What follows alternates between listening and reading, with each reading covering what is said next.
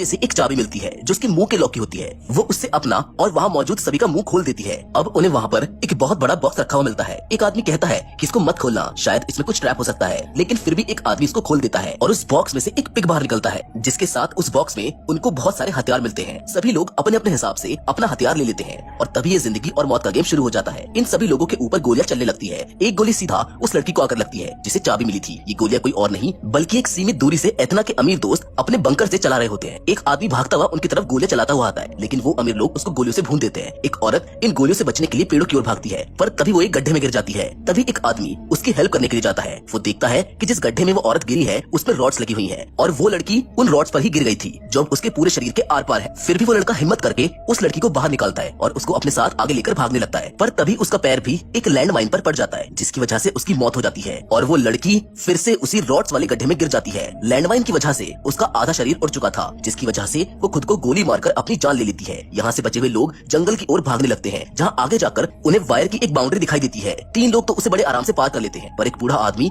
जैसे उसको पार कर रहा था तभी उसको एक तीर आकर लगता है, जिससे अब उसको बहुत ज्यादा गुस्सा आ जाता है और वो वापस उन लोगों को मारने चले जाता है जो उसके ऊपर तीर मार रहे थे। पर वो अमीर लोग उसे तीर से घायल कर देते हैं और उसके पास एक बम फेंककर उसको उड़ा देते हैं। उधर वो बचे हुए 3 लोग तेजी से भागकर वहाँ के एक गैस स्टेशन में चले जाते हैं, जहाँ पर एक बूढ़ा कपल भी होता है। उन तीनों में से एक आदमी गन दिखाते हुए उन दोनों बूढ़े लोगों से पूछता है कि ये कौन सी जगह है, जिस पर वो दोनों बताते हैं कि ये अरकानसास है, जिसे सुनकर वो तीनों परेशान होने लगते हैं क्योंकि उन्हें यहाँ अलग अलग जगह से लाया गया है। तभी वो लड़की उस दुकान में से खाने का एक सामान खा लेती है और तभी उसकी मौत हो जाती है क्योंकि इस दुकान के हर सामान में जहर होता है। ये बूढ़े लोग भी एथना के ग्रुप के ही लोग होते हैं जो यहाँ पर शिकार करने आए हैं। वो तभी बचे हुए उन 2 लोगों पर एक जहरीली गैस का बम छोड़ देते हैं, जिससे एक मर जाता है और एक को वो बूढ़ा अपनी शॉटगन से उड़ा देता है। वो इन सबकी बॉडी को स्टोर रूम में डालकर इस जगह को इस तरह से साफ कर देते हैं कि जैसे यहाँ पर कुछ भी ना हुआ हो। जिसके बाद वो एथना को कॉल करके बताते हैं कि उन्होंने 3 लोगों को मार दिया। तभी इस गैस स्टेशन पर हमारी इस कहानी की मेन कैरेक्टर क्रिस्टल आ जाती है। उसे भी बाकी लोगों की तरह यहाँ पर पकड़कर लाया गया है, लेकिन वो शुरुआत में बाकी सभी लोगों से अलग हो गई थी क्योंकि वो काफी होशियार है। वो बूढ़ा कपल क्रिस्टल के सामने भी भोले होने की एक्टिंग करते हैं, पर क्रिस्टल को इस जगह कुछ तो गड़बड़ लग रही थी क्योंकि जब वो बाहर थी तो उसने यहाँ 3 लोगों को आते देखा था,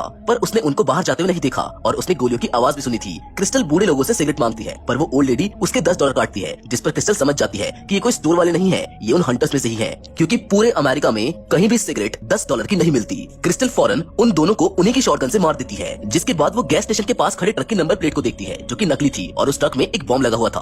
अब क्रिस्टल पेड़ के पास छुपकर बाकी हंटर्स के यहाँ पर आने का इंतजार करने लगती है। काफी देर हो जाती है और जब एथना का गैस स्टेशन से संपर्क नहीं हो पाता तो वो वहाँ चेक करने के लिए एक ड्रोन भेजती है, लेकिन इससे पहले वो ड्रोन कुछ देख पाता उसे ग्रे नाम का एक आदमी बंदूक से उड़ा देता है और वो उस ट्रक में बैठने वाला होता है, पर क्रिस्टल उसको रोक देती है। वो बोलती है कि इसमें बॉम्ब लगा हुआ है और मैं तुम्हारी दुश्मन नहीं हूँ, मैं भी तुम्हारी तरह यहाँ पर लाई गई हूँ, लेकिन तुमने उस ड्रोन को उड़ाकर गलती कर दी। अब उन लोगों को हमारी लोकेशन का पता चल गया होगा। क्रिस्टल वहाँ से ट्रेन ट्रैक्स की ओर जाने लगती है। गैरी भी उसके पीछे जाता है, जहाँ रास्ते में जाते जाते गैरी क्रिस्टल को ये बताता है कि हम शायद किसी मौत के खेल में फंस गए हैं। मैंने अभी कुछ टाइम पहले एक आर्टिकल पढ़ा था कि कुछ बहुत अमीर लोग मासूम लोगों को पकड़कर अपने मजे के लिए उनका शिकार करते हैं और उनके साथ मौत का खेल खेलते हैं। पहले तो मुझे इस बात पर यकीन नहीं हुआ था, लेकिन अब हो गया। तभी पीछे से हम एक ट्रेन को आता देखते हैं। क्रिस्टल और गैरी जल्दी से उस पर चढ़ जाते हैं। उस ट्रेन में उन्हें कई सारे रेफ्यूजी मिलते हैं जो किसी और ही लैंग्वेज में बात कर रहे थे, पर गैरी को वो सब बस इस मौत के खेल का हिस्सा लगते हैं। उसे लगता है कि ये सब रेफ्यूजी नकली है और हंटर्स यानी उन अमीर लोगों के साथ मिले हुए हैं। तभी इनकी ट्रेन को आर्मी वाले रोक लेते हैं, जिन्हें देखकर क्रिस्टल गैरी से अपनी बंदूक को छुपाने को कहती है। आर्मी वाले सभी की चेकिंग करने लगते हैं। गैरी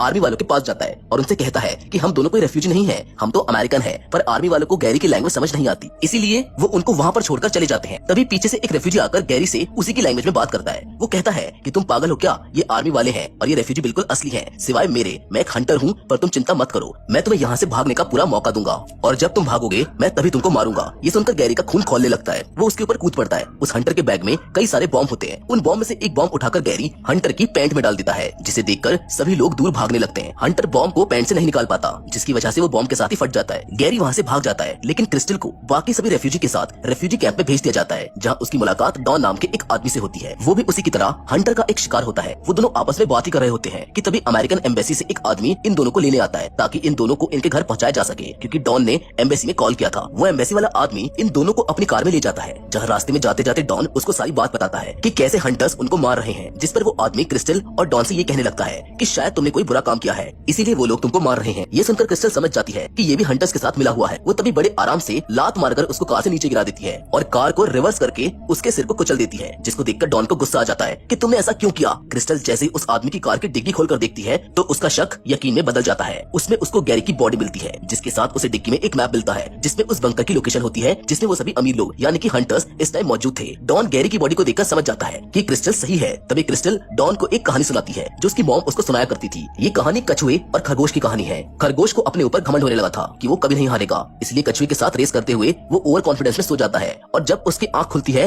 तब तक बहुत देर हो चुकी थी, क्योंकि तब तक कछुआ रेस जीत चुका था। खरगोश अपनी जिंदगी में पहली बार हारा था, इसीलिए उससे अपनी हार बर्दाश्त नहीं हुई। वो उसी रात एक हथौड़ा लेकर कछुए के घर पहुंच जाता है और उसके बीवी बच्चे सभी को उसकी आंखों के सामने मार डालता है ताकि उसे दर्द का एहसास हो सके। जिसके बाद वो कछुए को भी मार देता है और उसी के घर में उसी का खाना खाने लगता है। ये कहानी सुनकर डॉन क्रिस्टल से ये पूछता है कि इस कहानी में हम कौन है, कछुआ या फिर खरगोश? जिस पर क्रिस्टल कहती है कि ये तो हमें कहानी के अंत में पता चलेगा। तभी क्रिस्टल और डॉन को वही पेग दिखाई देता है जो उस बॉक्स में से निकला था। वहीं दूसरी ओर सारे हंटर्स अपने बंकर में बैठे हुए बातें कर रहे होते हैं, जहाँ एथना उन सभी को फोन पर एक ऑर्डर दे रही होती है। वहाँ पर एक आर्मी ट्रेनर भी होता है जो इन सभी अमीरों को शिकार करने के लिए ट्रेन कर रहा होता है। तभी इनमें से एक हंटर बाहर टॉयलेट करने जाता है, जहाँ उसे डॉन खड़ा हुआ मिलता है और तभी अचानक पीछे से आकर क्रिस्टल उसकी गर्दन काट देती है। डॉन उस पेग को बंकर में फेंक देता है, जिससे सब हंटर्स डर जाते हैं और उनके ऊपर अपनी सारी गोलियां चला देते हैं, जिसका फायदा उठाकर क्रिस्टल बड़ी बेरहमी से उनको मार डालती है। और इसी सीन में हमको ये बात भी पता चलती है कि क्रिस्टल असल में एक आर्मी सोल्जर थी, इसीलिए वो इतनी स्किलफुल है। वो सभी हथियार चलाने में मास्टर है। वो उस आर्मी ट्रेनर को भी जख्मी कर देती है। वो उससे एथना का असली पता पूछती है। वो ट्रेनर उसको पता बता देता है, जिसके साथ वो उसको ये भी कहता है कि तुम एथना के बारे में कुछ भी नहीं जानती हो, वो बहुत खतरनाक है। वो पिछले 8 महीनों से ट्रेनिंग कर रही है।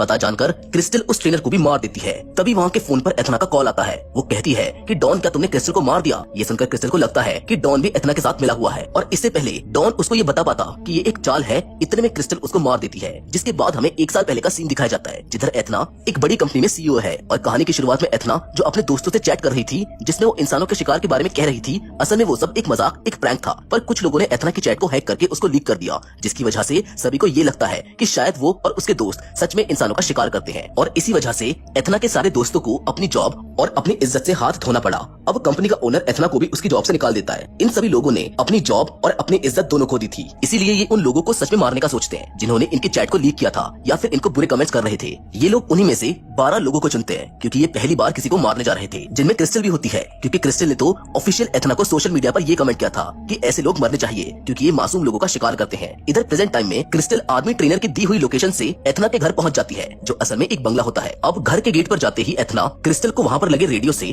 अपनी गन को वहीं छोड़कर आने को कहती है, वरना वो गेट पर लगे बॉम्ब से उसको उड़ा देगी। क्रिस्टल भी अपनी बंदूक को नीचे रखकर घर के अंदर चली जाती है। घर के अंदर उसे दीवार पर उन 12 लोगों की फोटो लगी हुई दिखती है जिन्हें ये हंटर्स यहाँ पर लाए थे। तभी क्रिस्टल को एथना दिखाई देती है जो सैंडविच बना रही होती है। एथना क्रिस्टल को बताती है कि उसे यहाँ उसके कमेंट करने की वजह से लाया गया है, क्योंकि उसने उस चीज पर गलत कमेंट किया था जो हमने की भी नहीं थी। एथना क्रिस्टल को क्रिस्टल की पूरी हिस्ट्री बताने लगती है कि उसकी मॉम बचपन में मर गई थी, उसके पापा एक नशेड़ी थे और उसके पास कोई जॉब नहीं है। जिस पर क्रिस्टल हंसते हुए एथना से ये कहती है कि तुम कितनी पागल हो, तुमने एक बहुत बड़ी गलती कर दी, तुम गलत क्रिस्टल को उठा लाई। मैं वो नहीं हूँ जिसने तुम्हारे पोस्ट पर कमेंट किया था। मेरे बगल वाले घर में एक और क्रिस्टल रहती है, शायद तुमको उसको लाना चाहिए था, क्योंकि मेरे पापा कोई नशेड़ी नहीं थे और मेरी माँ अभी तक जिंदा है। एथना को इस बात पर विश्वास नहीं होता और वो गुस्से में क्रिस्टल पर हमला कर देती है। इन दोनों के बीच में काफी डेंजर फाइट होती है। एथना क्रिस्टल पर भारी पड़ने लगती है। वो क्रिस्टल के पेट और उसके कमर में एक ब्लेड को घुसा देती है, लेकिन तभी क्रिस्टल एथना को जोर से गले लगा लेती है, जिससे उसके पेट में लगा ब्लेड एथना के पेट में भी घुस जाता है। क्रिस्टल ऐसा बार बार करती है, जिससे एथना की मौत हो जाती है। लेकिन मरने से पहले